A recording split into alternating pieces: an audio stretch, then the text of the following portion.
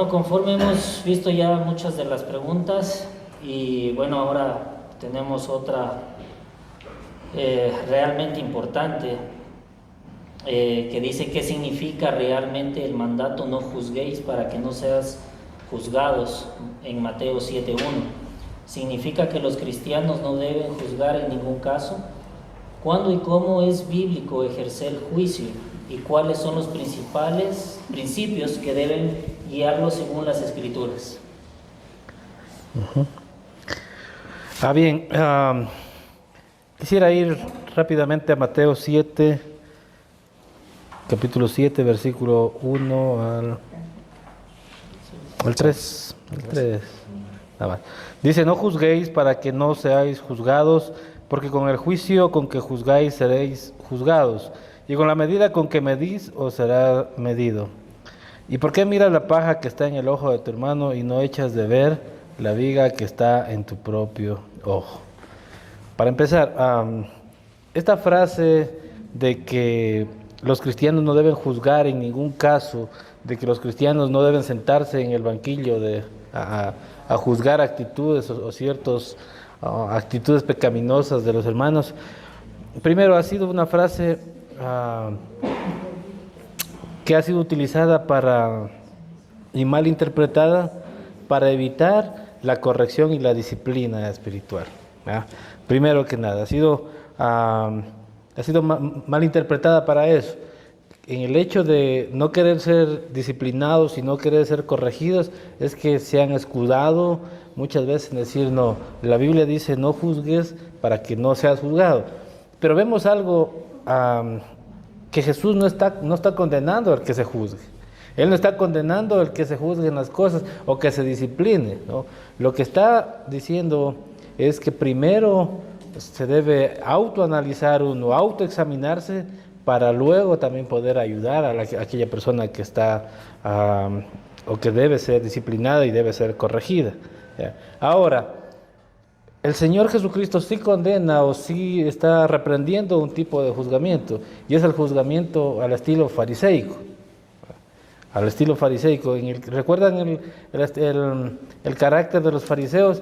Es que ellos echaban largas normativas para el pueblo, largas cosas, cumplimientos que debían cumplir a los judíos, pero ellos mismos dicen que ni siquiera con un dedo las topaban, ni siquiera intentaban cumplirlas con un dedo.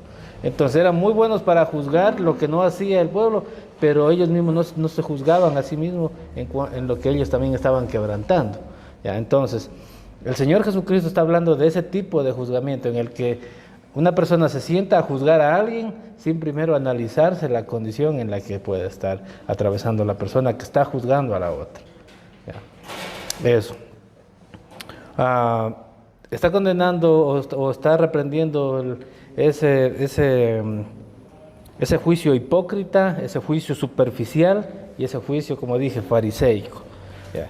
Que juzga con dureza a los otros, pero que no se juzga a sí mismo antes de extender el juicio a otras personas. Entonces, con esto, lo que vemos en el capítulo 7 de Mateo, es que Jesús no está diciendo que no se juzgue, no. Lo que está diciendo es que primero la vida de aquella persona que quiera juzgar a alguien o corregir a alguien o disciplinar a alguien, debe primero ser autoevaluada, autoexaminada a sí mismo, para poder, como dice, luego de sacar nuestra viga del ojo, poder también ayudar a sacar la paja del ojo del hermano. Uno de los mayores problemas que tenemos los seres humanos es ser muy claros para ver los errores de los demás, pero difícilmente vemos los nuestros, ¿verdad? Y la palabra de Dios nos dice que nos examinemos a nosotros mismos. De ninguna manera el Señor está diciendo que no juzguemos, sino que lo hagamos de la forma correcta. El pastor Carlos lo acaba de exponer. Y si nosotros nos fijamos desde Mateo 6, es desde donde nace la idea. Siempre hemos hablado de que debemos contextualizar las escrituras y no solamente leer las 5 o 6 palabras de un versículo para con eso hacer una doctrina. En el 6.1 dice, cuidado con lo que hacen. No hagan algo bueno ante la gente solo para que los demás los vean, pues así no recibirán ninguna recompensa de su Padre que está en el cielo. Luego, lo dice en el 6:5, cuando oren no sean como los hipócritas. O sea, ¿qué está diciendo? ¿Que no debemos orar? No, dice que no oremos como los hipócritas. Luego dice, cuando ayunen no pongan cara de tristeza, en el 6:16. ¿No debemos ayunar? No, que no lo hagamos de esa manera. No guarden tesoros para ustedes en la tierra. ¿Qué quiere decir? ¿Que no trabajemos, que no ahorremos? No, sino que no pongamos nuestra esperanza en eso. Y entonces viene en esa línea de pensamiento y es donde nace el 7:1 de Mateo, ¿sí? No juzguen a los demás para que Dios no los juzgue a ustedes. Porque si yo solo leo esa porción, aparentemente dice eso, ¿no? No debo juzgar a nadie para que Dios no me juzgue.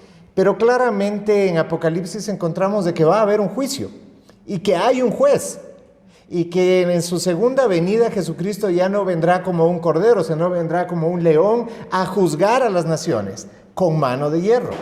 Entonces, ¿hay que juzgar? Claro que hay que juzgar. Lo que la palabra nos está diciendo, y el pastor Carlos lo afirmó bien, es justamente que no debemos hacerlo de una forma fariseica. Juan 7:24 dice, sean justos en sus juicios. Entonces, ¿sí debo juzgar? Claro, pero con justicia. ¿Y la justicia que viene de mí? No, porque generalmente nosotros juzgamos. A ver, hay un dicho que dice, queremos justicia para todos, gracia para nosotros, ¿sí? Entonces, nosotros juzgamos duramente a todos, pero para nosotros sí queremos gracia. No, lo que la palabra nos está diciendo es que debemos hacerlo con la justicia que viene de parte de Dios. No debe ser en una forma vengativa, no debe ser por enaltecernos, por decir, es que yo soy mejor que la persona.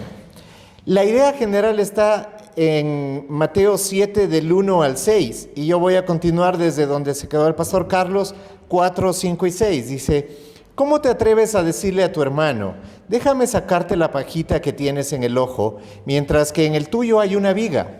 No seas hipócrita. Si te das cuenta como la idea es, no juzgues hipócritamente, ¿ya? No seas hipócrita. Primero saca la viga de tu ojo y verás mejor para poder sacar la pajita de tu hermano.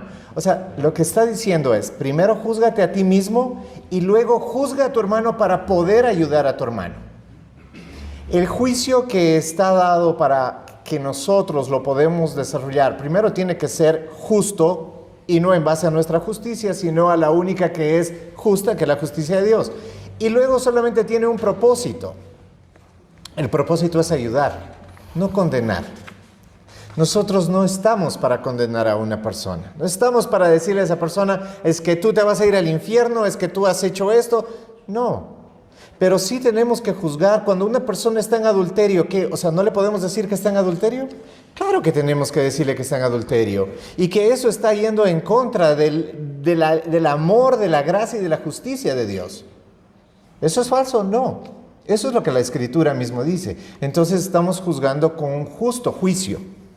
Pero primero tenemos que asegurarnos de que nosotros no estemos involucrados en lo mismo. Porque ¿cómo espero corregir a mi hermano? Y lo dice, con una viga enorme en mi ojo. Yo no podré ver bien. Entonces primero me juzgaré a mí mismo para inclusive poder sentir la gracia de Dios al hacerlo. Y cuando lo haga con mi hermano poder juzgarlo también con esa misma gracia, no para ahuyentarlo de Dios, sino para acercarlo a Dios. Entonces el propósito de juzgar es correcto.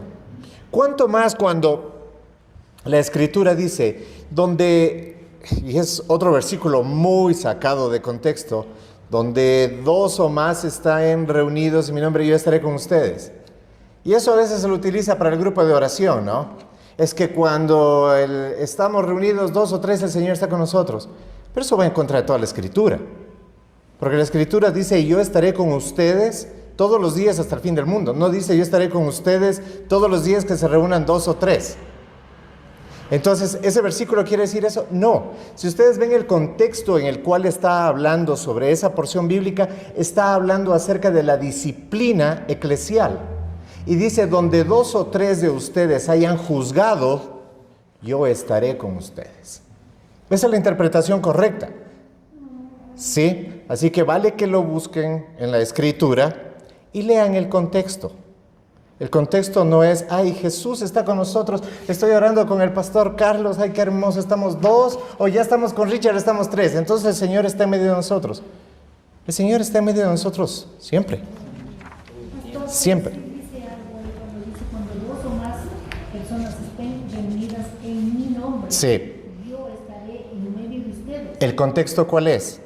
¿Qué están haciendo esas 2 o 3 personas reunidas? Busquémoslo, por favor. Ponerse de acuerdo. Exacto, es en ponerse de acuerdo.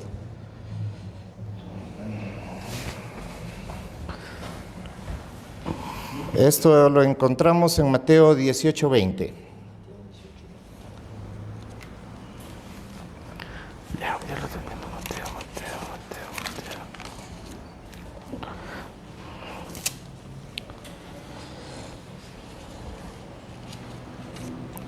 Inclusive el título dice cómo perdonar al hermano. Leámoslo desde el 15. Si tu hermano hace algo malo, ve y habla a solas con él. Explícale cuál fue el mal que hizo. Si te hace caso, has recuperado a tu hermano. Pero si no te hace caso, ve otra vez a hablar con él, acompañado de 1 o 2 personas más, para que ellos sean testigos de todo lo que digan. Si él no les hace caso, díselo a la iglesia, y si no hace caso a la iglesia, entonces debes tratarlo como a uno que no cree en Dios o como a un cobrador de impuestos. ¿Ya? Les digo la verdad, si ustedes juzgan, oigan lo que está diciendo, ¿no? Les digo la verdad, si ustedes juzgan a alguien aquí en la tierra, Dios lo juzgará en el cielo. A quien perdonen aquí en la tierra, Dios también lo perdonará en el cielo. En otras palabras, si 2 de ustedes en la tierra se ponen de acuerdo en pedir algo, pueden orar por eso. Mi Padre que está en el cielo se los dará, porque donde se reúnen 2 o 3 en mi nombre, yo estoy allí en medio de ellos. ¿Sí se dan cuenta cuál es el contexto? El contexto no tiene que ver con oración, tiene que ver con juzgar. Y tiene que ver con disciplina eclesial. Desde el 15 hasta el 20 hay que leerlo. Si yo solamente leo, como lo dije hace un momento, las 5 palabras de un versículo, puedo tener el pretexto para hacer que diga lo que yo quiera. Y como no nos han enseñado a leer las escrituras, solamente nos han dicho, es que este versículo, y es la forma como se suele predicar. Entonces todo se saca de contexto y yo puedo hacer que diga lo que quiera. Pero la escritura no tengo que buscar la interpretación, se interpreta a sí mismo. Por eso si yo leo los versículos anteriores veo cuál es el tema. El tema es cómo perdonar al hermano y cómo juzgar sus actitudes. Y luego me dice que si 2 o 3 están habiendo juzgado, son estos testigos que fueron a juzgar a la persona, ¿no? A juzgar el evento. Y estos dicen, no, el hermano no quiere hacer caso, quiere mantenerse en su pecado, entonces yo estaré con ustedes en la disciplina que ustedes apliquen. ¿Cuál es la disciplina última? Ténganlo como un no creyente.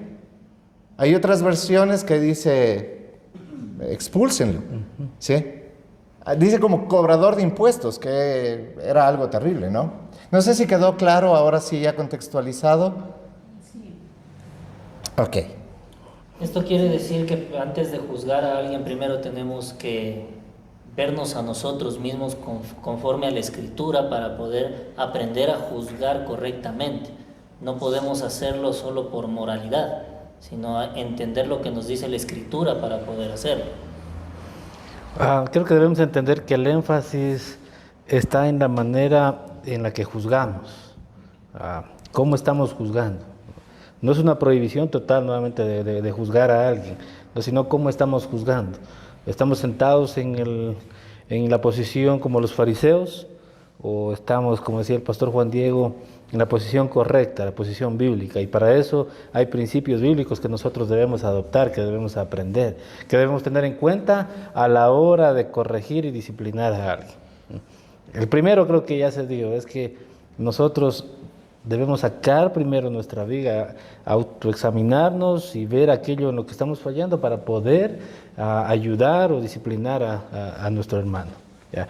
Y algunos de los principios bíblicos interesantes, importantes que nosotros debemos aprender para un juicio cristiano, para que sea legítimo, ¿no? Para que sea verdadero y pueda ser de esta forma edificante, restaurador, porque eso tiene como finalidad el juzgar o el disciplinar o el corregir a uno de nuestros hermanos, ¿no?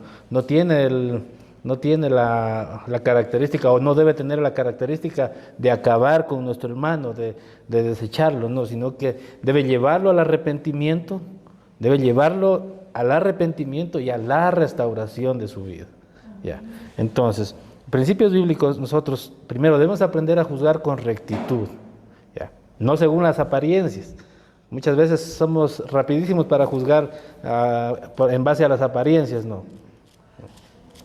Noten que hay todo un proceso a la hora de disciplinar, ¿ya? De la misma forma, nosotros debemos ir paso a paso a la corrección de uno de nuestros hermanos. No podemos directamente dictar sentencia, por decirlo así, en una condición en la que podamos ver a nuestro hermano sin antes buscar los procesos de ayuda, los procesos de corrección, los procesos de disciplina que le puedan hacer entender que su camino, lo que está haciendo, está errado y que necesita arrepentirse y ser restaurado. Juan 7:14 dice: no juzguen según las apariencias, sino juzguen con justo juicio. Con justo juicio. Nuestro Señor Jesucristo entonces está ordenando que sí juzguemos, pero que juzguemos con justicia, conforme a la verdad de Dios, no en base a los prejuicios, no en base a un carácter de superioridad, ¿no? Sentado en la silla del moralismo y pensando que a través de ese moralismo yo puedo extender un juicio condenatorio en contra de mi hermano. No, nuevamente recuerden, al principio va a ser siempre llevarlo al arrepentimiento y a la restauración de aquel hermano. Otro de los principios bíblicos es discernir bien entre el bien y el mal, ¿no? El espiritual, 1 Corintios 2:15 dice: el espiritual juzga todas las cosas. En 1 Tesalonicenses 5:21 dice: examinadlo todo. Miren lo que el Señor nos dice a través de su escritura, que debemos examinar todo y que examinando todo retengamos lo que es bueno, ¿no? Lo que nos sirve de provecho, lo que glorifica a Dios. Otro de los principios que tenemos también es que la disciplina es necesaria y debe realizarse eclesialmente o en los casos que sea necesario, ¿no? Porque quita el pecado de en medio de la congregación, de en medio del pueblo de Dios. El apóstol Pablo, en un caso muy particular en la iglesia en Corinto, en la primera carta de los Corintios, capítulo 5, versículos del 12 al 13, vamos a encontrar, dice el apóstol Pablo, dice: quitad pues a ese perverso de entre vosotros. Entonces, la disciplina eclesial, el juzgar dentro de la iglesia y emitir corrección eclesial, es correcto, es verdadero y se debe hacer para cortar ese pecado, las actitudes pecaminosas o aquellos hermanos que no han sido convertidos y que tratan de dañar al resto del pueblo, ¿no? Con sus conductas antibíblicas, antimorales, y que vayan en contra primero de Dios y en contra de su pueblo. Entonces, la iglesia tiene este deber también de juzgar el pecado grave dentro de la membresía de la iglesia y aplicar la corrección nuevamente, pero también en base del amor y la autoridad, ¿no? No hacerlo irresponsablemente, porque eso puede deshonrar también a Cristo. Sí, y hay que tomar en cuenta que cuando nosotros estamos corrigiendo a nuestros hijos, estamos juzgando sus actos. Pero aquí también debemos aplicar el mismo principio. No podemos juzgarlos nada más en el momento de la ira y del enojo. Llegaste tarde y entonces sale todo mi furor, o sacaste tal calificación y todo mi furor lo descargo. Con la misma vara con que mides serás medido, dice la Escritura. Entonces debemos aplicar también ahí el justo juicio de Dios. No quiere decir que entonces le pasamos por alto a nuestro hijo: perdiste el año, bueno, ya te perdono. Como tratando de nosotros también conseguir con eso la absolución. No, eso es injusticia. ¿ya? El juzgar tiene que ser, como lo leímos en Juan, con justo juicio. Y entonces debe ser justo ese juicio, ni excederte, ni tampoco darlo sin importancia. Tiene que tener un equilibrio para que entonces, al haber juzgado, puedas aplicar una disciplina. Porque el juicio y la disciplina vienen de la mano, ¿no? O el juicio y la exhortación, si queremos decirlo así. Y no solamente tiene que venir de parte de los pastores, porque esa es una imagen centralizada que tenemos que no ha sido parte de la historia de la iglesia, más que de este último siglo, si queremos llamarlo así. La figura centralizada del pastor siendo la figura principal. No, sí están llamados el pastor, los pastores están llamados a ejercer disciplina eclesial, pero también cada uno de los miembros. Aquí cuando leímos, dice, si tú ves a tu hermano o tienes algo con tu hermano, ¿qué dice? ¿Corre al pastor y díselo?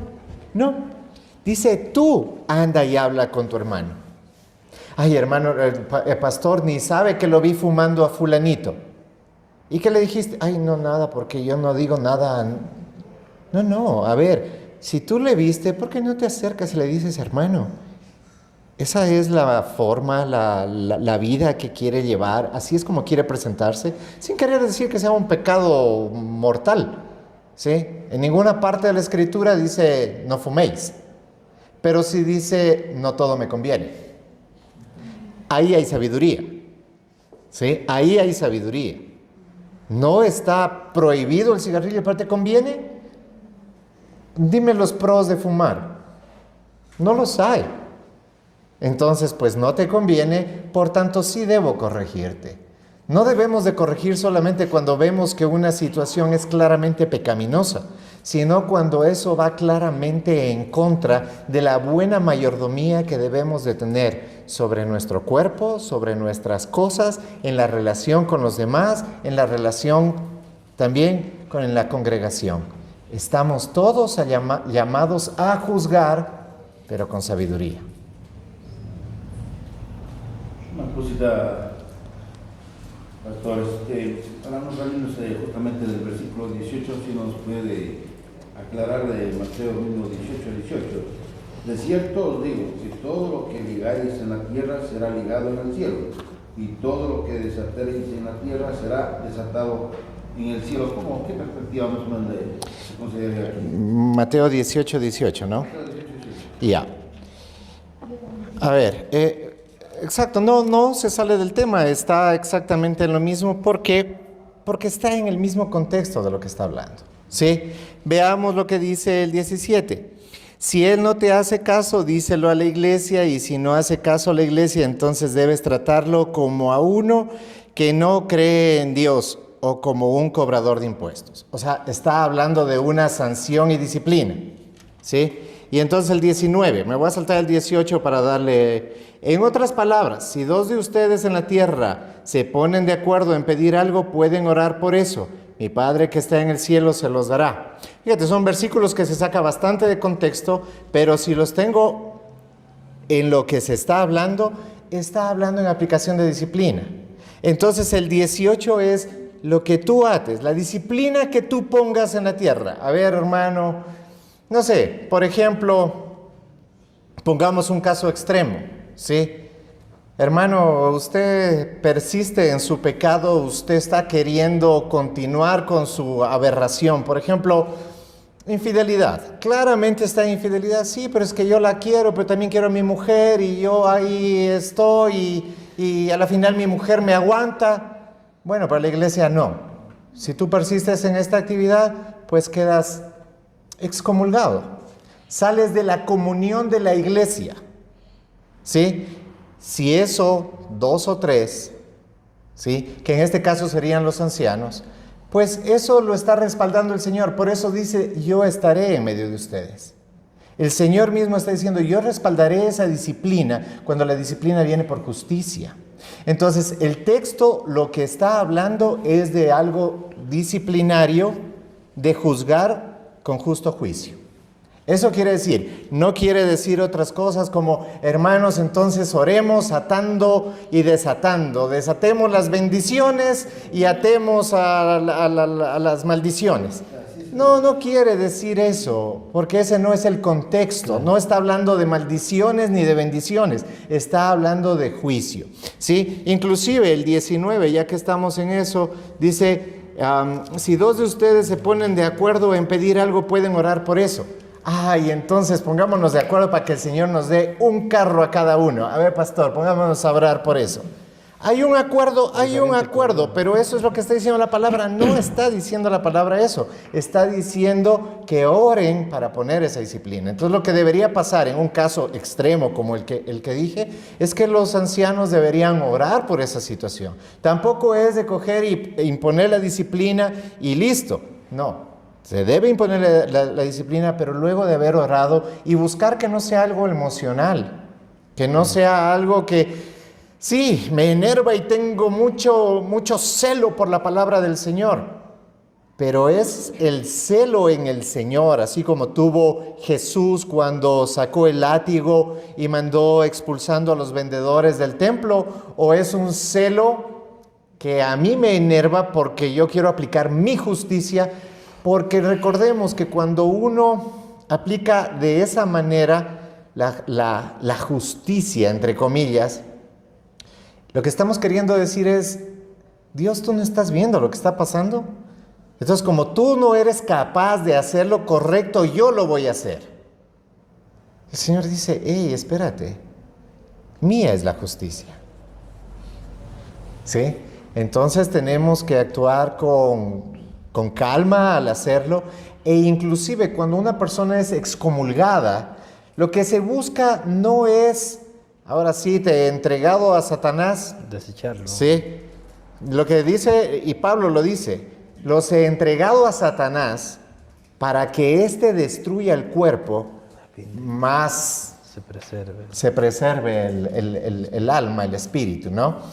Entonces, sí, el propósito es un fuerte llamado de atención con el propósito de que vuelvas. Porque una persona que ha sido excomulgada, llamémoslo así, esa es la palabra correcta. A veces decimos, no, pero es que eso es un término católico. No dejemos, ya el pastor Carlos hace 15 días explicaba, no dejemos que nos quiten las palabras castellanas y querramos usar otras. Cuando una persona ha sido excomulgada, si ésta muestra un arrepentimiento, y también es juzgado ese arrepentimiento, esos frutos de arrepentimiento, la persona debería ser admitida nuevamente con amor y gracia dentro de la congregación. Así debería ser. Entonces el propósito siempre será lo que dice Mateo, buscar sacar la mota, la paja del ojo del hermano, o sea, ayudarle. Pero ayúdale primero velando por ti, viendo que estés haciendo bien las cosas. Entonces ahí sí estás ayudando. Si no, a lo mejor terminas dañando tanto a la persona que... ¿sí? Y otra de las cosas es preservar a la congregación.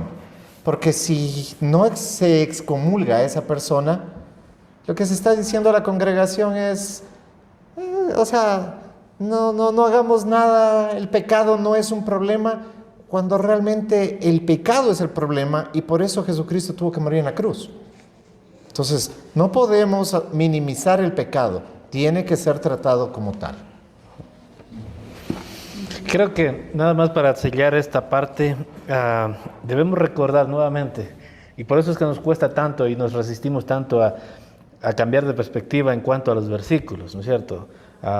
Hablamos de que esto tiene un contexto y nos estamos resistiendo porque culturalmente lo aprendimos de otra forma, ¿no? Y nos pareció muy bonito y lo practicamos por muchísimo tiempo. Entonces, nuevamente, es hora de romper aquello, ¿no? Aquella forma de haber aprendido las cosas. Estamos mostrando que hay un contexto y que el contexto, cómo enseña en cuanto a lo que está tratando este tema, exponiendo el tema principal, central. Recuerden que la escritura o la Biblia no fue escrita en versículos. Los versículos fueron hechos para que sea más fácil o tenga una cierta practicidad para poderla leer. Pero no es que cuando vienen los versículos y se facilitó la lectura, pero también vino acompañado de esta forma de tomar 2 o 3 versículos y de esos 2 o 3 versículos hacer toda una enseñanza que hoy en día estamos viendo que muchas de aquellas están salidas de contexto. El mismo tema que estamos hablando, o sea, ha sido totalmente salido de contexto, tal así que iglesias es un tabú o es algo prohibido enseñar. No, la iglesia sí puede juzgar, sí puede corregir, cuando claramente vemos que el Señor Jesucristo está llamando a que nosotros, los creyentes, los cristianos, corrijamos, o sea, juzguemos, pero lo hagamos de la manera correcta, ¿no? Lo hagamos bien, ¿no? Si no, nuevamente, si cayéramos en esa mala interpretación, nuevamente, de la que hablaba yo al inicio del tema, ni siquiera a nuestros hijos pudiéramos juzgarlos, corregirlos, enseñarles, ¿no? Y nosotros, habiendo sido hijos también, ¿cuántos de nosotros fuimos beneficiados por la corrección y la disciplina? ¿No es cierto? Todos. Entonces, lo que el Señor Jesucristo está hablando es que esto debe ir acompañado de estos principios bíblicos para que lo lleven al arrepentimiento, a la restauración, y que por sobre todo, hermanos queridos, nosotros también en sabiduría podamos también autoexaminarnos y primero nosotros sacar aquello que pueda estar mal de nuestras vidas, ¿no? Porque a eso estamos llamados la iglesia de Cristo, a ser santa, ¿no? Y es la única forma en la que va a caminar o camina en ese proceso que Dios mismo nos está llevando, ¿no? Ahora, también hay otros aspectos en los que tenemos que tener en cuenta nosotros a la hora de juzgar, y es cuando no debemos juzgar, ¿no? También debemos entender esto, ¿no? Y no debemos juzgar cuando estamos en una condición hipócrita, cuando lo mismo que nosotros pretendemos juzgar también nos está afectando a nosotros. Debemos nuevamente aplicar el principio: soluciona, arregla tu asunto y luego corrige lo que veas en tu hermano. Cuando juzgamos también sin información completa o basado en rumores. Si han visto en algunas ocasiones, hay gente que es muy rapidísima, ¿no? Apenas le estás contando algo o está escuchando algo, rápido te emite un juicio no, una sentencia o algo en contra de aquello, sin tener ni siquiera ningún argumento, porque, no sé, su cultura, su forma de emitir rápido un comentario condenatorio le enseñó así, pero eso no debemos hacer nosotros, ¿no? O sea, dar por hecho cosas que no hemos Sí, exacto. Sin tener la información completa, sin tener los hechos. En derecho, yo al ser abogado titulado, nosotros, por ejemplo, en la abogacía, ningún delito se puede condenar sin haber receptado, admitido y probado todos los hechos condenatorios para emitir sentencia en contra de una persona. Entonces, todo un proceso. No es que a la primera que te enteras de algo, ya, rápido, esto es así, ¿no? Debemos aprender a primero recibir la información completa, y creo que tiene mucho que ver con esto de ser impulsivos, ¿no? Efusivos, como decía Juan Diego, rápidamente nos enervamos contra alguna actitud, en contra de nuestros hijos mismos, ¿no? ¿Cuántas veces nosotros, ni siquiera ellos nos acaban de contar y nosotros ya estamos furiosos, tratando de coger por poco hasta el palo de la escoba en algunas ocasiones para darles duro? Porque no tenemos la paciencia para sentarnos y escuchar a lo mejor cómo fue el proceso en que lo llevó a fallar de esas formas. Y aquí nos lleva a otro punto también. Yo en alguna ocasión enseñaba a un padre de familia y le decía, y él escuchó y actuó, y creo que actuó inherentemente o irasciblemente, porque sí, corrigió sin derecho a defensa, sin derecho a pedir perdón, sin derecho a que la persona pueda arrepentirse, solamente fue y sentenció y lo corrigió fuertemente.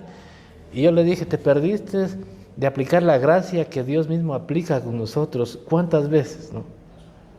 En innumerables veces Dios ha aplicado gracia en nuestras vidas.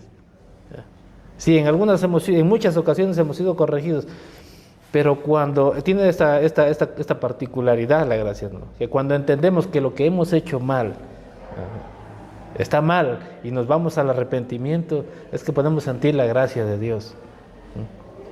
¿Cómo podemos sentir o cómo podemos permitirle a alguien, en el caso de nuestros hijos, ¿no?, que pruebe la gracia de su padre si rápidamente vamos y solamente ejecutamos una sentencia en contra de ellos? ¿Cómo conocerán ellos la gracia? Ese era un ejemplo práctico de cómo yo decía, y nuevamente, sin la información completa, rápidamente estamos corrigiendo, rápidamente estamos juzgando los hechos. Cuando lo hacemos, y aquí también, cuando lo hacemos con un espíritu condenatorio, ¿no? Siempre condenando, siempre sintiéndonos superiores, y lo dije desde el concepto de superioridad, ¿no? De complejo de superioridad, no es que como yo no tomo, no fumo, no bailo, no hago esto de acá, yo soy mejor, más espiritual que tú y por lo tanto tengo el derecho de corregirte. No debemos sentarnos en ese banquillo. Nuevamente debemos, y más adelante vamos a ver esto también, de cómo debe ser un juicio cristiano. Porque cuando nos sentamos en estas condiciones, podemos estar usurpando el juicio que solo a Dios le pertenece. Que solo a Dios le pertenece. Entonces, ¿cómo debe ser también un juicio cristiano a la hora de disciplinar, corregir a alguien? 4 aspectos importantes. Debe ser humilde, reconociendo que todos somos pecadores, lo que les acababa de decir. Mateo 7:5 no solamente muestra la forma en la que debe ser la disciplina, que primero debe ser en uno y luego en el otro, sino que nos está mostrando que los dos están en condición de pecado y por lo tanto el mismo procedimiento o proceso debe de llevar al arrepentimiento y a la restauración es para los dos, porque todos somos pecadores delante de Dios. Bíblico. Un juicio cristiano debe ser bíblico, fundado en la verdad de la palabra, no en opiniones. No es que yo pienso que debe ser de esta forma, yo pienso que debe ser de esto de acá, no. La escritura en Hebreos 4:12 nos muestra que debe ser fundado en la palabra. Las directrices nos da la escritura, ¿no? Y ya acabamos de ver también en Mateo 18 cómo el Señor sabiamente nos enseña, ¿no? Que si vemos a uno de nuestros hermanos, vayamos y miren la forma, primero entre los dos, o sea, para no avergonzarlo, ni siquiera para exponerlo más allá de lo que ya su pecado es vergonzoso. No es que vayamos y mira, no sé si te ha pasado, pero en muchas ocasiones hemos tenido la oportunidad de que sí, entre la conversa de dos, se puede el hermano arrepentir, podemos orar por aquella persona, podemos darle directrices de disciplina para su vida y lo lleva al arrepentimiento y a la restauración de esa persona. Entonces debe ser bíblico, fundado en la palabra de Dios, no en opiniones. Redentivo, siempre buscando la restauración del hermano, siempre. Aún en la condición que comentaba el pastor Juan Diego, el apóstol Pablo es claro cuando dice para que el cuerpo sea destruido, aquello que nos traiciona. ¿Cuántas veces hemos enseñado y hemos predicado que esta carne es débil y esta carne siempre nos traiciona? Cuando el apóstol Pablo está diciendo, échenlo fuera, expúlsenlo, excomúlguenlo de la iglesia para que Satanás destruya el cuerpo a fin de que sea preservado el espíritu, ¿no? Lo que está diciendo es que aún en esos casos drásticos, lo que se busca es que Dios obre y lo vuelva, lo restaure. Y eclesial, bajo la autoridad y los procesos de la iglesia local. Y nuevamente Mateo 18, 15, 17 nos muestra, primero entre los dos, no acepta, no escucha, hay otros procesos, voy y busco un testigo más, 2 testigos, lo corrijo, no acepta, lo llevo delante de la iglesia local, al consejo pastoral, lo expongo, no hay solución y sabemos el siguiente paso. ¿Qué dice el pastor? Creo que está... ¿Alguna pregunta más que tengan? Tengo una duda, igual por parte también que dijo que era abogado, tal vez por ahí pueda contestar. ¿Qué pasa cuando el juicio llega primero desde la parte externa? Un ejemplo, o sea, la iglesia nunca notó un pecado que tal vez en la parte de afuera también es vista como un crimen. Pongo un ejemplo hasta muy personal. Yo de adolescente me comporté muy mal en una etapa, era típico malcriadito vándalo, Y por ahí me agarró la policía y me tocó estar pintando el vandalismo que hice. Trabajo comunitario. Trabajo comunitario.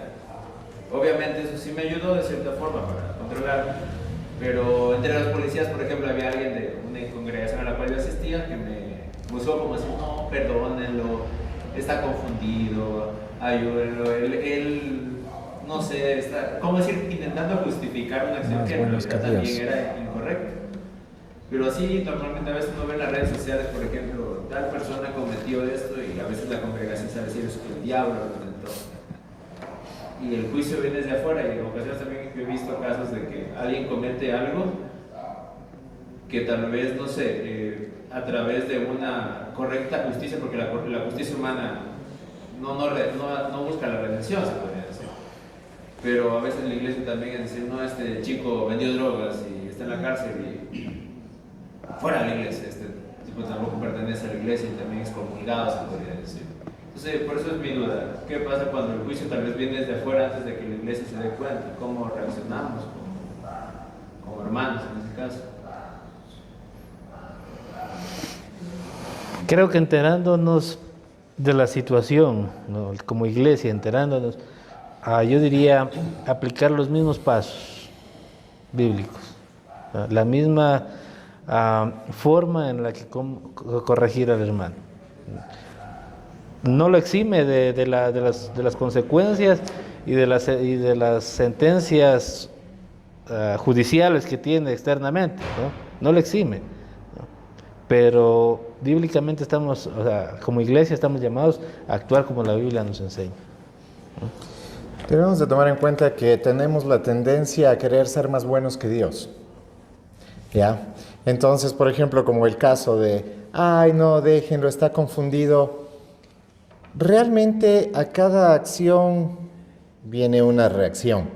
Es una ley natural y es una ley real de las Escrituras, porque la ley física parte de la creación de Dios. Entonces, si ha habido una situación, por más equivocado que puedas estar, debes asumir la consecuencia de ese acto. Por ejemplo, hemos hablado en otras ocasiones acerca de qué pasa con una mujer que tal vez no conocía de Jesucristo, no era una mujer creyente ni nada por el estilo, y tiene relaciones sexuales y queda encinta. Viene al Señor, se arrepiente, el Señor la perdona, la limpia, ¿le quita el hijo? No, la consecuencia queda. La consecuencia puede ser una gran bendición en el futuro y dirá, wow, qué maravilla, es mi compañía, es mi todo, pero la consecuencia está. Las consecuencias deben quedar, o sea, son parte de, a no ser que Dios haga un milagro. ¿Cuántas personas no han venido por vivir una vida sexual desordenada con HIV positivo? Y murieron siendo HIV positivo. Perdonadas, sí, pero con la consecuencia de su pecado. Otras, yo no he conocido, pero sé y he escuchado que otras sí, el Señor les sanó. Claro, si Dios puede sanar hasta hoy y lo seguirá haciendo, ¿qué hay imposible para Él? Pero generalmente las consecuencias quedan. Si una persona ha estado consumiendo drogas la mitad de su vida y viene al Señor, tendrá secuelas, probablemente le costará más recordar las cosas, yo no sé, pero quedan las consecuencias. Entonces, no debemos intentar ser más buenos que Dios, es imposible, el único bueno es Él mismo lo dijo. ¿Por qué me llamas bueno si bueno solo hay Dios? No estaba diciendo que Él no era Dios, estaba diciendo, ¿lo notaste? O sea, ¿lo notaste? ¿Sabes? Soy Dios. Pero esa es la situación. Solo bueno es Él. No tratemos de ser más buenos, no tratemos de tener una misericordia falsa, porque eso también es un falso juicio. Cuando viene de fuera, es lo que suele suceder mucho con los papás. Son los últimos en enterarse de lo que andan haciendo los hijos. Qué bueno que de cualquier manera nos enteremos. Y una vez que nos enteramos, como dice el pastor Carlos, debe aplicarse de la misma manera que si lo hubiéramos sabido. No quiere decir, no tenemos que perdonarle, porque yo sí he podido ver que, muchas veces afuera ha sido juzgado y dentro de la iglesia hay una falsa misericordia. tenemos que también respetar las autoridades. Romanos nos habla de las autoridades civiles y dice que para eso fueron puestas. Nosotros no podemos irnos por sobre esas autoridades. No, es que somos la iglesia, sí, pero ellos también son el Estado. Y Estado e iglesia son formados por Dios y dados por Dios para bendición. Claro que la iglesia pues tiene la bendita palabra de Dios que nos da para tener un justo juicio. Pero aún teniendo justo juicio, no podríamos irnos por sobre la autoridad, a no ser de que ésta se vaya claramente en contra de la Escritura. Gálatas 6:1, para cerrar esto, dice: hermanos, si alguno fuere sorprendido en alguna falta, vosotros que sois espirituales, restauradle con espíritu de mansedumbre. Nuevamente, mira que en el derecho nos dice que el desconocimiento de las leyes no exime de responsabilidad al que cometió un delito. Entonces, por lo tanto, nosotros no es que vamos a ayudarle a esconderse, no es que vamos a ayudarle a que no pague por sus consecuencias, no. Lo que vamos a hacer es lo que la Biblia nos ha mandado, a restaurarle. Y el paso para restaurarle es disciplinar, corrección. Por ahí empieza. Entonces, pero de la forma correcta, obviamente. Bueno, con esto creo que queda más que claro y explicado cómo debemos juzgar y no juzgar a nuestros hermanos dentro de la congregación y aún así afuera de ella. ¿Sí? No sé si me permitan los pastores, para no salirnos del contexto, irnos a la pregunta 3. ¿Sí? La pregunta 3 dice: ¿puede un verdadero creyente perder su salvación? ¿Qué enseña la Escritura y la confesión es histórica de la Iglesia sobre la perseverancia de los santos? ¿Un verdadero creyente puede perder su salvación? Por ahí escuché que dijeron que sí. Bueno, está bien, esta es justamente una doctrina secundaria, no es primaria, ¿sí? Entonces, no hay problema. Yo, en lo personal, habiendo leído las Escrituras, creo que es imposible que alguien que recibió la salvación la pierda, es totalmente imposible. Y yo lo creo. Si hay alguien que dice, no, pero yo creo que sí la puedes perder, está bien, e igual podemos seguir siendo hermanos, asistir a la misma congregación, sin ningún problema. Es una doctrina secundaria. No estamos hablando de que la salvación sea secundaria, no, la salvación es primaria. Pero el hecho de creer que se pierde o no, sí es secundario. A ver, ¿por qué nosotros, o por qué afirmo yo que la salvación no se pierde? Porque la palabra lo dice, ¿sí? En Juan 10, 28, 29 dice: y yo les doy vida eterna y no perecerán jamás, ni nadie las arrebatará de mi mano. Sí, Filipenses 1:6 dice: el que comenzó en vosotros la buena obra la perfeccionará hasta el día de Jesucristo. Romanos 8:30: a los que justificó, a estos también glorificó. El proceso de salvación es ininterrumpido y garantizado.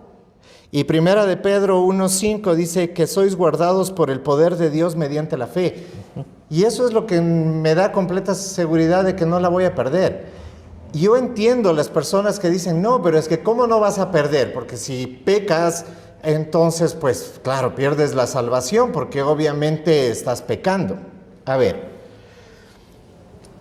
la Escritura nos está diciendo que, uno, nosotros no somos capaces de obtener la salvación por nosotros. No por obras, para que nadie se gloríe. Entonces esto es don de Dios. Esto quiere decir es gracia de Dios.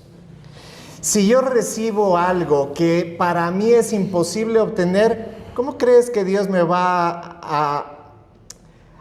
a encomendar después? Verás, yo ya te di, ahí verás vos cómo la mantienes. ¿Ya? Ok, solamente estoy haciendo un análisis, luego voy a unir la idea. Segundo, si yo pienso que pierdo la salvación, ¿cuál es el pecado que me hace perder la salvación? Dije, sí, ya llego en 5 minutos, ya te veo desde aquí, ya estoy llegando y todavía estoy duchándome en la casa. Eso es pecado. Si yo digo es que es un pecado pequeño, porque no estoy diciendo un pecado así grandote, entonces más bien parece un pensamiento romanista que un pensamiento bíblico. Porque la paga del pecado es muerte, la paga del pecado. No dice la paga de los pecados más grandes que esto. No, la paga del pecado. Entonces, ¿cualquier pecado me quita la salvación? ¡Qué débil salvación! ¿Y para eso murió Jesús? No me parece que haya sido gran cosa. Como que no tiene sentido. Si todo la maravilla y el plan y todo lo que contiene este libro maravilloso nos muestra de que este plan es perfecto, hecho por Dios mismo, para salvar a la humanidad, porque ella misma no puede salvarse. Ella misma no puede sostenerse. ¿Por qué? Porque el pecado, mientras estamos en esta parte de la eternidad, el pecado sigue estando y morando en nosotros. ¿O acaso alguno de ustedes no ha pecado jamás desde que se convirtió? ¿No es cierto que no? Pablo lo dice, ¿sí?, que estamos sujetos a la ley de nuestros miembros. Él mismo dice, yo queriendo hacer lo bueno, termino haciendo lo malo. Entonces eso muestra que en nosotros hay una naturaleza contraria, aun cuando nosotros espiritualmente ya somos salvos, pero seguimos todavía en esta parte de la eternidad. Todavía no se ha perfeccionado la salvación. Entonces, si cualquier pecado me quita la salvación, yo digo, o sea, qué débil salvación. No, es que para eso tienes que arrepentirte. Sí, pero lo mismo me da en el sentido de que, creyendo lo que dice la Escritura, que Él mismo me guardará. Lo que está diciendo no es, ya soy salvo y entonces ahora voy a hacer lo que me dé la gana. Porque eso es una de los referentes que los que dicen que sí se pierde la salvación, dicen, entonces claro, facilito, tú eres salvo y entonces luego haces lo que quieres. Si tú eres salvo, entre comillas, y haces lo que quieras, yo te diría que no eres salvo. ¿Por qué? Porque claramente la Escritura me dice que ya he pasado del reino de la oscuridad al de la luz. O sea, ya no es mi deseo, como si cuando estaba en la carne, cuando era un gentil y no conocía a Dios, yo no tenía ningún problema con emborracharme y el día siguiente levantarme y decir, qué bestia, voy a curar el chuchaqui con otro trago. Ahora digo, no, ya no quiero tomar porque eso... Tengo algo que hasta no podría ni siquiera explicarlo, digo, ya no lo quiero. Pero cuando estaba en el mundo, yo no tenía la capacidad para hacer lo bueno, porque soy un pecador total, echado al pecado. Pero cuando vengo al Señor, ya tengo la capacidad de luchar contra esa naturaleza y decir, pues no. Antes yo no tenía ningún problema en mirar pornografía por horas y decía, no pasa nada, al final no le estoy haciendo daño a nadie. Ahora, si quisiera ver pornografía, hay algo que me dice, no está bien, esto no es correcto. Y eso me muestra de que el Espíritu está en mí. Si no, entonces el Espíritu viene, el Espíritu se va. El Espíritu viene, el Espíritu se va. No, dice que nosotros cuando hemos sido salvados, hemos sido sellados con las arras del Espíritu. ¿Qué quiere decir arras del Espíritu? Arra propiamente es un acuerdo judicial, ¿sí?, en el que hay una promesa que es como, ya te lo di, aunque todavía no lo experimentes. Por eso la salvación, una cosa es lo que Él ya me ha dado y yo lo creo por fe, y otra cosa es lo que todavía no puedo experimentar. ¿Ya? En mi experiencia yo puedo decir, pero ¿cómo soy salvo si todavía soy tentado y muchas de las veces que soy tentado he caído? Bueno, para eso abogado tienes, pero ya no es mi deseo seguir pecando. Si yo digo, es que yo ya hice una oración, ya acepté al Señor, pero sigo viviendo mi vida como cualquier mundano, entonces definitivamente aunque tú hayas hecho la oración y tú asistas todos los fines de semana a la iglesia y digas que lees la Biblia y te sepas todas las canciones cristianas y participes en un ministerio y hasta seas pastor, yo diría que no eres salvo. ¿Por qué? Porque no puedes seguir viviendo como un mundano y ser salvo. Es incompatible. Así de sencillo.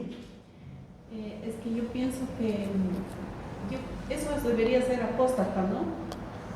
¿Qué cosa? Eso es ser apóstata. Que ya recibí, o sea, ya arrepentí. Sabiendo hacer lo bueno, hago lo malo. Ya haber recibido esa gracia, ya conocer del Señor, saber de su sacrificio en la cruz, de que soy salva, de que Él es un Dios que me da vida nueva, que ya tengo vida nueva en Él, ¿no? Y cuando ya pasa un tiempo y luego me voy a otro lugar y me olvido y a vivir la vida loca y todo lo que ya en algún momento fui ya no soy y ya no quiero ni oír ni saber del Señor. Entonces, yo no sé, ese era el caso que alguna vez pasó.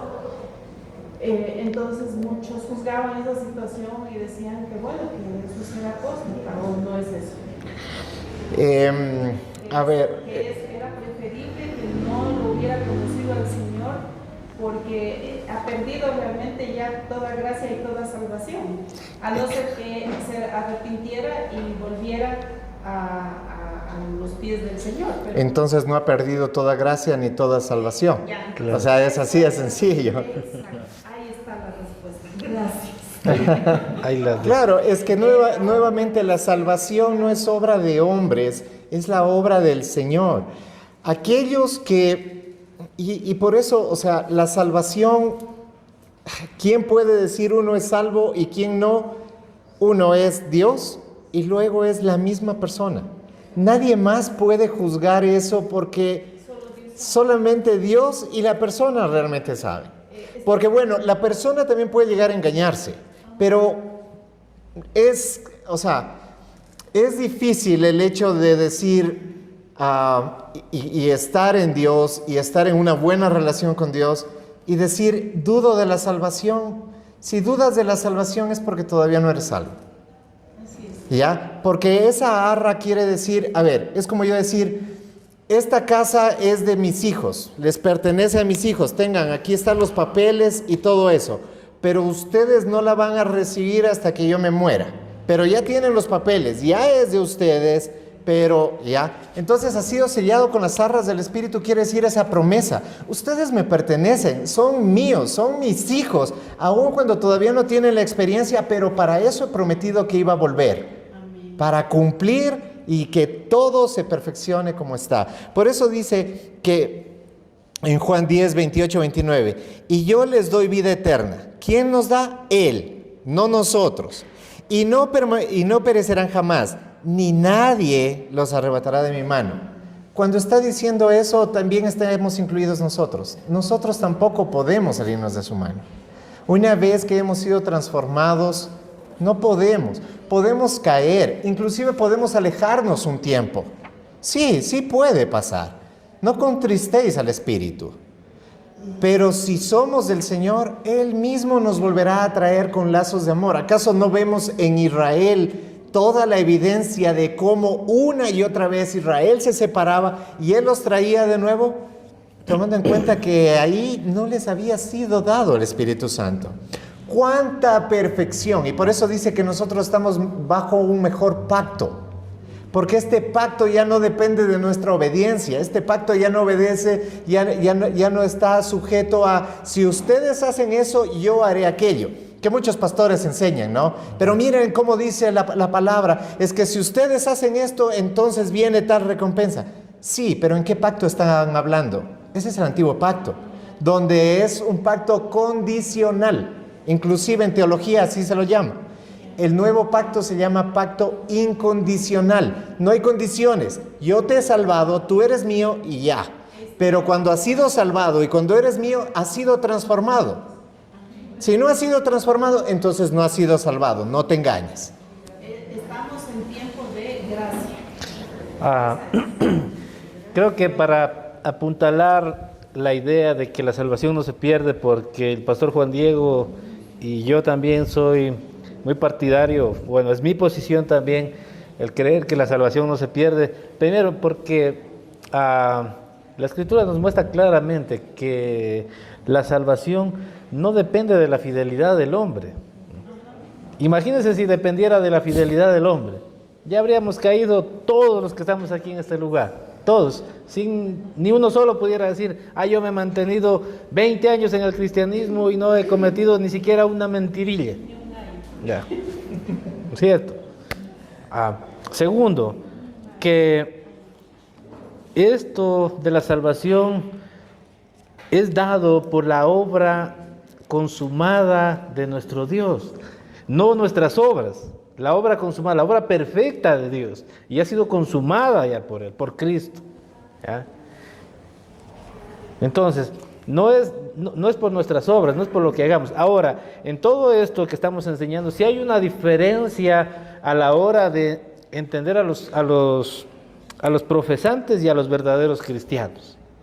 Porque corremos, por ejemplo, a esto de empezar a dubitar y a dudar, ¿no es cierto? Pero ¿cómo este hermano que estuvo 10 años, 15 años en el Evangelio, ahora lo vemos como cualquier otro mundano? La Escritura nos dice en Juan, primera de Juan 2:19, dice, salieron de nosotros, pero no eran de nosotros. ¿Ya? Entonces también aquí hay una diferenciación entre el profesante y el verdadero cristiano. El verdadero cristiano está o puede pasar por caídas serias, puede pasar por momentos de crisis serios, graves, ¿ya? Pero si ha sido salvado por Dios, y esto es interesante porque el pastor Juan Diego dice, solo lo sabe Dios y lo sabe la persona que ha sido salvada. ¿Cómo lo sabe la persona que ha sido salvada? Es que aunque esté, no sé, perdónenme la expresión, revolcándose en el lodo, en su corazón va a haber convicción de que Cristo lo ha salvado y que simplemente necesita ser llevado por Cristo mismo nuevamente a su reino. ¿Ya? Veamos la enseñanza del hijo pródigo. Es interesante lo que nos muestra ahí. Entonces, aquí vemos una diferenciación total, ¿no es cierto?, de aquel que es profesante. En Mateo 7, capítulo 7, versículo 21 al 23 también nos dice, muchos dirán, dice, Señor, Señor, pero Cristo les dirá que no son conocidos suyos, jamás los conocí. Apartaos de mí, dice incluso, hacedores de maldad. En Hebreos capítulo 6, versículo 4 al 6 también nos habla de personas que han tenido experiencias cercanas a la fe, pero no verdaderas conversiones. Entonces, aquí queda en esta posición, es que solo el Espíritu Santo sabe quién es salvo y la persona que ha experimentado esa salvación. Porque por más que cometa una actitud pecaminosa, un pecado, hablemos claro, un pecado, vas a ver que ese pecado está en contra de Dios y está haciendo mal y que necesita arrepentir e ir a Él. Ahora, esto de que la salvación no se pierde, no permite la laxitud. ¿Y qué es la laxitud? No permite que el creyente empiece a vivir de una forma confiada, llamémoslo así, desordenada. Pensando, como soy salvo, puedo hacer todo lo que antes hacía porque tengo garantizada la salvación en Cristo. Ahora, si alguien, como decía el pastor Juan Diego, si alguien piensa que el ser salvo y saber que su salvación está garantizada y piensa de esa manera, nuevamente, debería cuestionarse seriamente si es salvo. Porque creemos que no. Yo recomendaría en este tema, y nuevamente no estamos tratando de debatir y decirle a una persona que crea que puede perder su salvación, que estás en un tremendo error y ya no puedes estar con nosotros, mejor sal. No estamos diciendo eso. Estamos exponiendo algo que a nuestra comprensión de lo que la Escritura nos da, nos ha mostrado eso, pero no debe ser algo impositivo.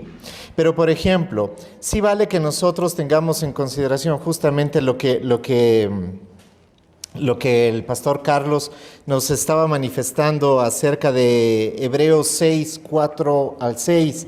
Quisiera inclusive pedirles que vayamos para allá.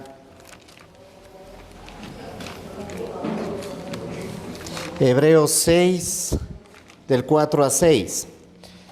Y tomemos en cuenta de que cuando hoy escuchamos versículos en el cual aparentemente nos dice que podemos perder la salvación, apliquemos lo mismo que hemos estado hablando anteriormente, contextualicémoslo.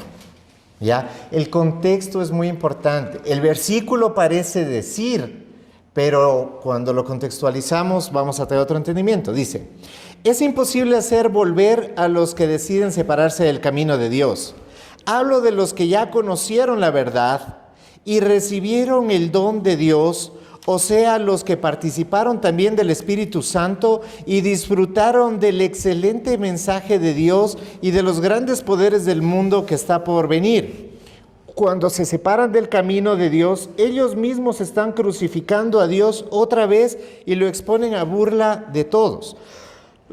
Esta porción parece decir que estas personas tenían el Espíritu Santo, habían estado en la iglesia y que luego se separaron y perdieron todo lo que tenían. No dice eso. Dice, cuando dice, hablo de los que ya conocieron la verdad. En esta porción la palabra de la cual viene verdad es fotizar, que quiere decir alumbrar, ¿ya?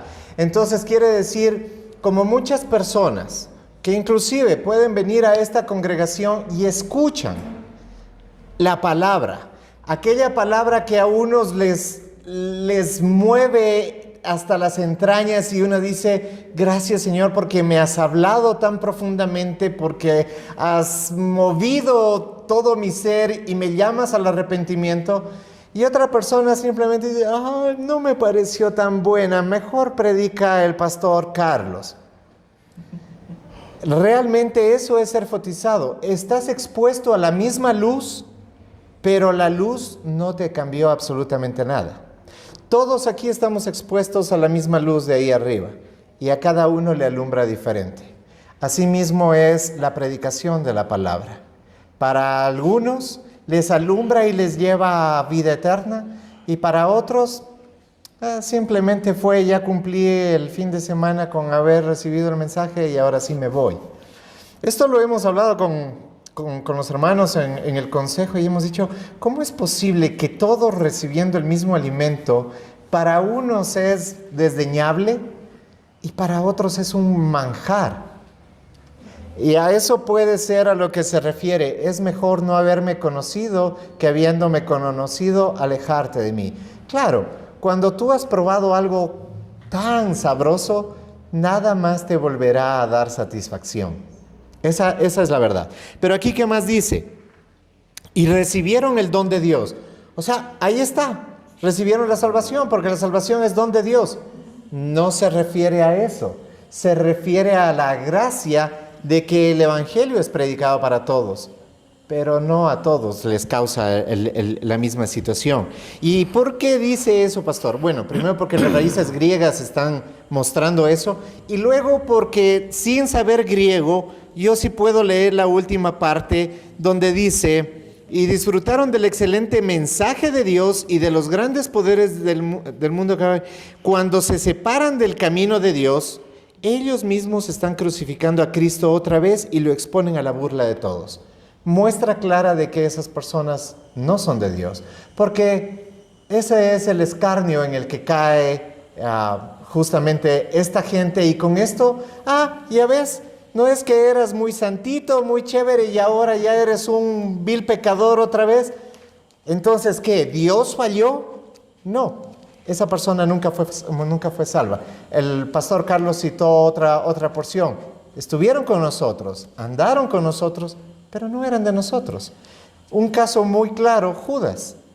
Estuvo con el Señor, caminó con el Señor, mojó el pan con el Señor, pero nunca creyó en Él como el Cristo, como su Salvador. ¿Sí? Entonces, así mismo en la iglesia hay muchos, e inclusive pastores. Hemos con mucha pena visto pastores que han tenido un gran ministerio, predicar cosas maravillosas y luego estar revolcándose con el mundo como cualquier mundano. Pues no sabemos cómo será su final, pero si no se arrepienten y vuelven al Señor, es porque nunca fueron hijos de Dios. Porque no puede ser a tu hijo en lo natural. Y para darnos cuenta, si nosotros somos, siendo malos padres, damos cosas buenas a nuestros hijos, ¿cuánto más nuestro Padre que es perfecto? En ese caso, nosotros con nuestros hijos sacan malas notas y nos hacen, como hablábamos hace un momento, hervir la sangre y queremos pero darles hasta con el palo de la escoba. ¿Qué decimos? ¿Ya no eres mi hijo? Y ya cuando me pasan las iras, ahora sí eres mi hijo, y después ya no eres mi hijo, y después... Imagínate esa inseguridad. Si en el mundo no hay esa inseguridad para los hijos, ¿cómo crees que va a haber esa inseguridad para los hijos de Dios?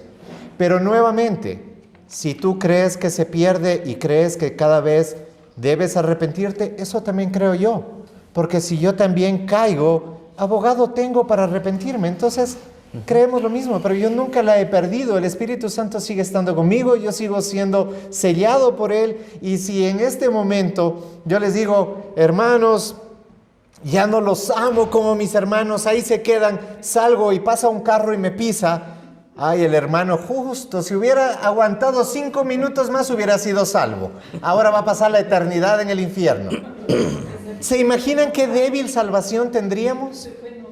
Se fue enojado, exacto. Se fue enojado, se fue, entonces ya perdió la salvación. ¡Qué débil salvación! La salvación no viene de nosotros. Si la salvación dependiera por nosotros, sería, la pierdo, la gano, la pierdo, la gano, la pierdo, la gano. Pero no, la salvación viene de Él.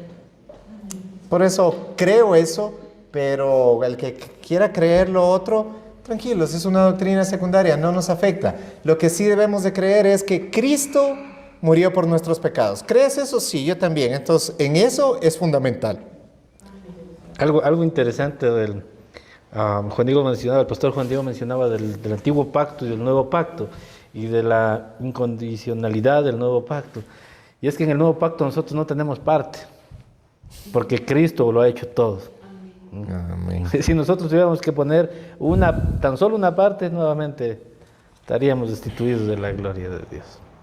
El nuevo pacto garantiza la salvación porque todo lo ha hecho Cristo. Ha consumado la obra perfecta. Amén, gloria a Dios. ¿Alguien que tenga alguna pregunta adicional al respecto?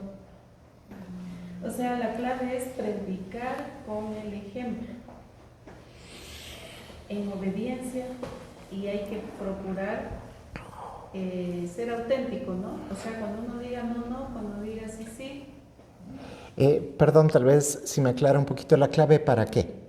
O sea, yo digo, no sé, en el tema que yo le comentaba de este caso, cuando se vive doble vida, digamos, aquí tengo una cara y fuera tengo otra. ¿Estoy siendo auténtico? Pues no, y obviamente eso sería no ser un verdadero cristiano. El cristiano de iglesia no es un verdadero hijo de Dios.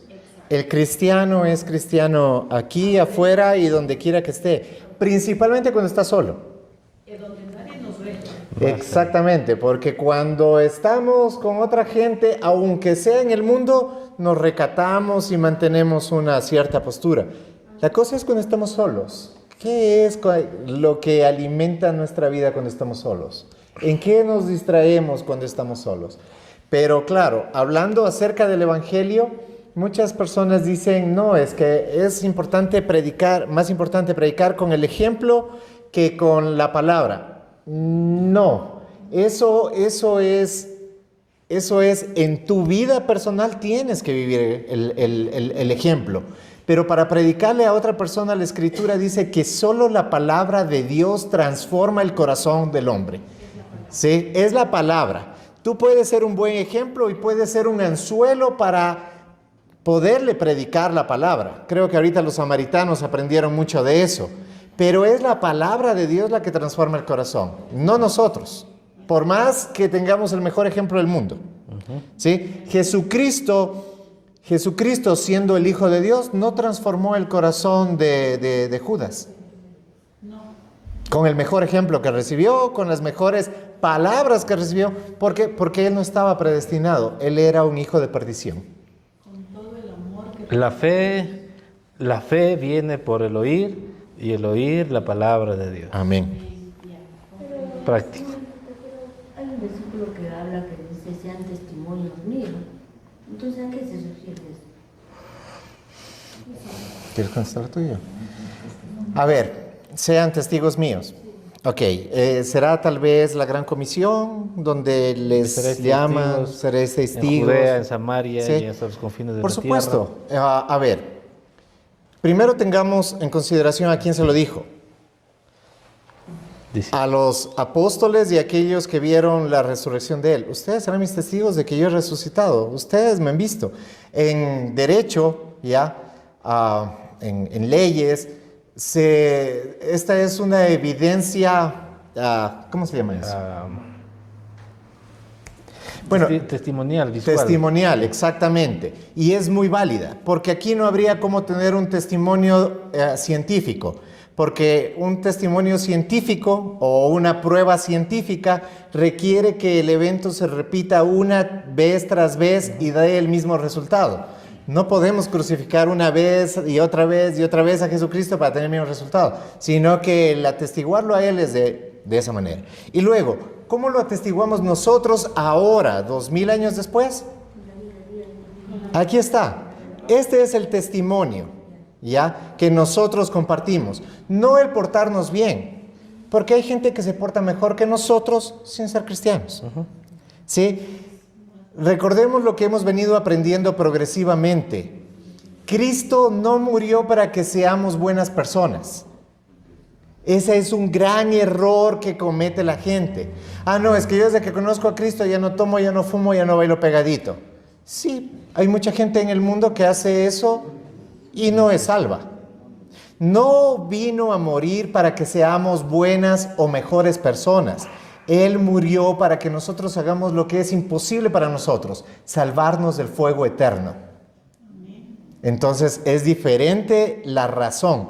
Y cuando yo tengo la razón clara, entonces atestiguo, no en base a mí mismo, sino en base al testimonio de la Escritura.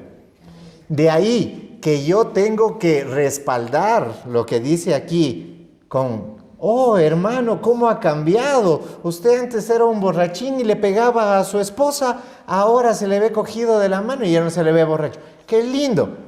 Sí, qué lindo, eso pasó. ¿Por qué? Porque el Señor me ha transformado, pero no es eso a lo que vino, eso es una consecuencia de haber buscado el reino. Busca primero el reino de Dios y su justicia y todo lo demás vendrá por añadidura. ¿Sí? Es una evidencia, mas no es el resultado de la salvación. Es una evidencia de la salvación, mas no el resultado de la salvación. Hay una pregunta por ahí, me parece. Sí, ¿Hay? ¿tenemos una pregunta? ¿O no? Sí. Sí, está buscando. No sé si realmente sea Sí, es bíblica. pregunta, pero aquí tengo dos posturas. Claro. La salvación no se pierde. Una vez salvo, siempre salvo. Dice en Juan 10, 28, 29, y yo les doy vida eterna y no perecerán jamás, ni nadie las arrebatará de mi mano. En Romanos 8, 38, 39 dice: nada nos podrá separar del amor de Dios. Lo que cree esta postura es que si una persona ha nacido de nuevo y tiene una fe genuina, Dios la guardará hasta el final, aún si cae. Dios le levantará. La segunda postura es: la salvación sí pierde, pero sí se puede perder. Aquí dice en Hebreos 6, 4, 6, habla de los que fueron iluminados y participaron del Espíritu Santo, pero cayeron. En 2 de Pedro dice 2, 20, 22, les hubiera sido mejor no haber conocido el camino de la justicia, Y en Apocalipsis 3:5 nos dice, no borraré su nombre del libro de la vida. Ya, entonces en esto lo que se cree esta postura dice, una persona puede apartarse voluntariamente de Dios, vivir en pecado, endurecer su corazón y rechazar la gracia. En este caso se perdería la salvación, pero si no se arrepiente. Creo que ya expliqué el primero que estaba ahí y ya lo expliqué. La primera postura dice claramente iluminados, no dice que creyeron, dice que recibieron la predicación.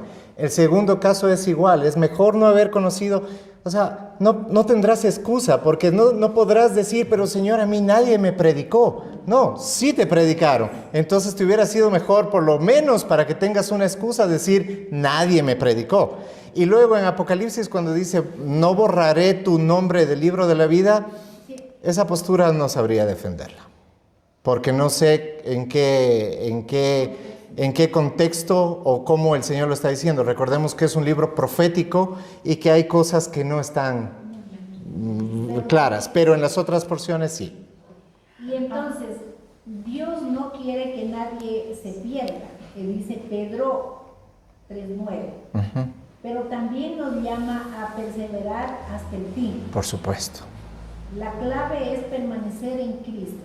Esa es la clave. Así dice. Por supuesto. El que permanece en Cristo será salvo. Eso es lo que dice la Escritura. ¿Sí? Por eso le digo, es una doctrina secundaria, porque yo creo que pierdo la salvación, pero me arrepiento cada vez y la pierdo y la gano y la pierdo y la gano, pero permanezco en Cristo, soy salvo.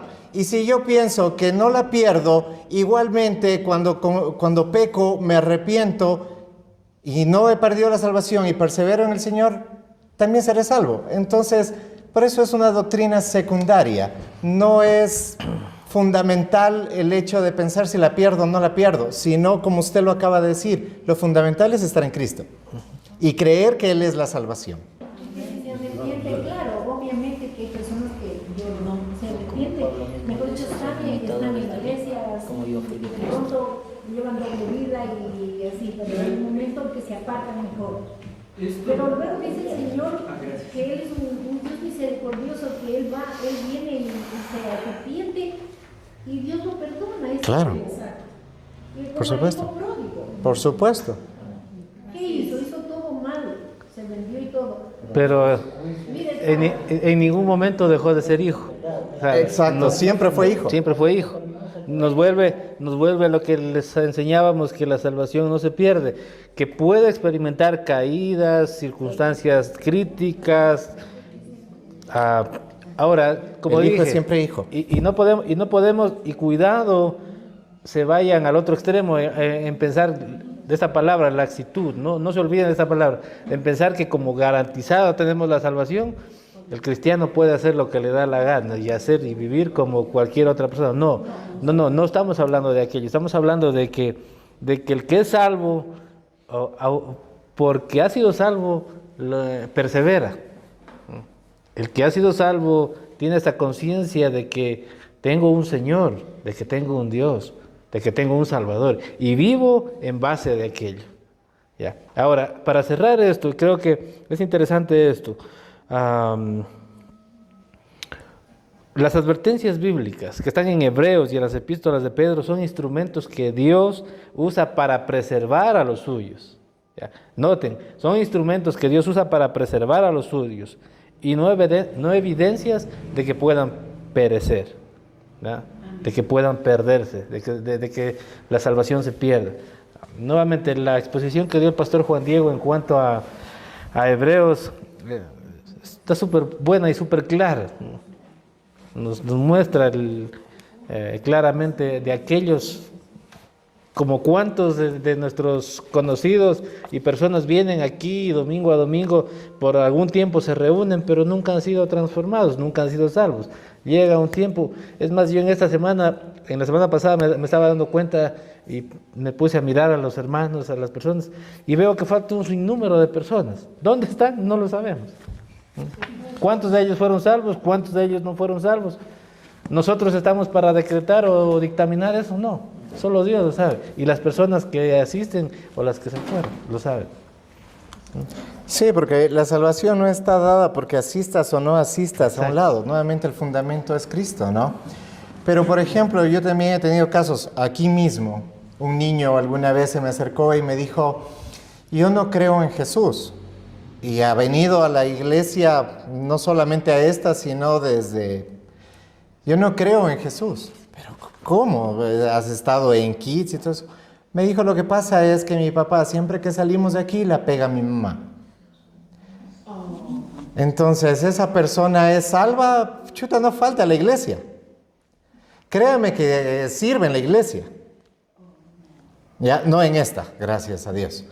¿Sí? No sirve en esta. Sí, lo aclaro. Pero ahí está la situación. O sea, ¿nosotros sabemos quién es salvo o no? No. Y como lo dijo el pastor Carlos, hay mucha gente que viene y luego se va. No es que a nosotros no nos interesa, pero no depende de nosotros.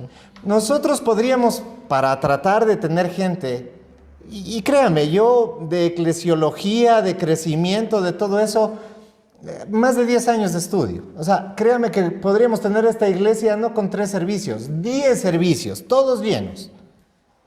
¿Pero llenos de qué? De gente que realmente no ame a Jesús.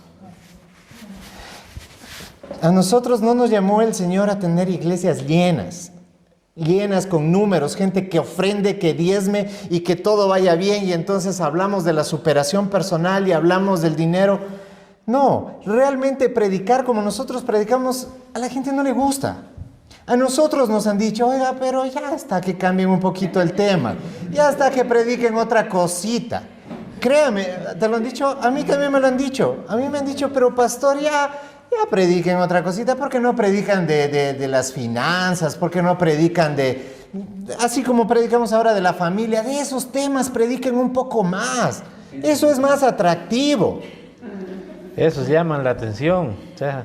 Claro, pero ¿a eso nos llamó el Señor? No. Nos llamó a que prediquemos acerca de lo único que el ser humano no puede hacer, salvarse a sí mismo. Y es por lo que Dios envió a su Hijo Jesucristo. Y por eso estamos predicando. Y por eso hablamos de que una vez que el Señor Jesucristo ha tocado tu vida, pues entonces, como fue la pregunta hace un momento, seamos un testimonio, tengamos un comportamiento, tengamos un compromiso.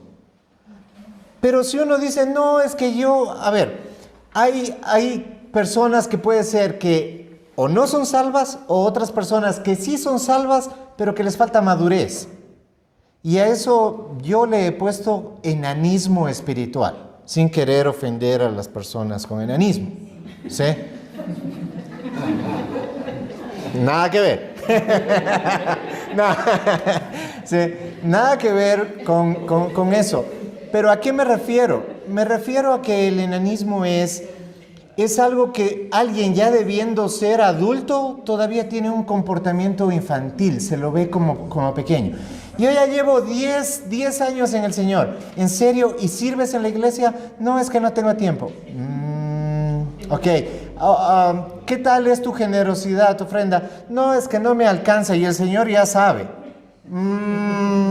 Eres un inmaduro, no me vengas con cosas. O no eres cristiano o eres un inmaduro, pero ninguna de las dos cosas está bien.